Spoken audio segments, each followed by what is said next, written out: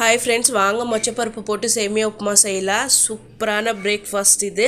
நான் ஆல்ரெடி ஒரு தடவை நான் செஞ்சதை அப்லோட் பண்ணியிருக்கேன். இது எங்கள் அம்மா செஞ்சது. வாங்க எப்படி செஞ்சாங்கன்னு பார்க்கலாம். அதுக்கு ஒரு மசாலா ரெடி பண்ணிக்கலாம். மிக்ஸி ஜாரில் வெங்காயம், கொத்தமல்லி, பட்டை, லவங்கத்தூள், பச்சை மிளகாய், இஞ்சி பூண்டு பேஸ்ட்டு, சோம்பு தூள், தண்ணி விட்டு எல்லாத்தையும் நைஸாக ருப்பி எடுத்துக்கோங்க. அதுக்கப்புறம் வெங்காய தக்காளி கட் பண்ணி வச்சுருக்கேன். ஒரு போனி வச்சு எண்ணெய் விட்டு எண்ணெய் காஞ்சது பட்டை லவங்கத்தூள், வெங்காய தக்காளி ருப்புனா மசாலா சேர்த்து கலந்து விட்டு மொச்சப்பருப்பு சேர்த்துக்கோங்க. சேர்த்து அதையும் கொஞ்சோண்டு உப்பு சேர்த்து ரெண்டுத்தையும் கலந்து விட்டுட்டு நல்லா கலந்து விடுங்க.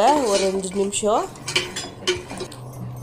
நல்லா கலந்து விட்டுட்டு கொஞ்சோண்டு மஞ்சள் தூள் சேர்த்துக்கோங்க. அதுக்கப்புறம் தண்ணி தேவையான அளவு தண்ணி விட்டு மூடி போட்டு கொதிக்க விடுங்க. தண்ணி கொதி வந்ததும் எடுத்து வச்சிருக்கிற சேமியா சேர்த்து நல்லா எல்லா பக்கமும் கலந்து விடுங்க. நல்லா கலந்து விட்டுட்டு மூடி போட்டு மீடியம் ஃப்ளேமில் வச்சு வேக விடுங்க.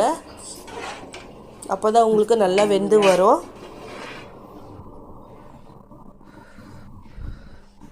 பாருங்கள், சூப்பராக வெந்து வந்திருக்கு.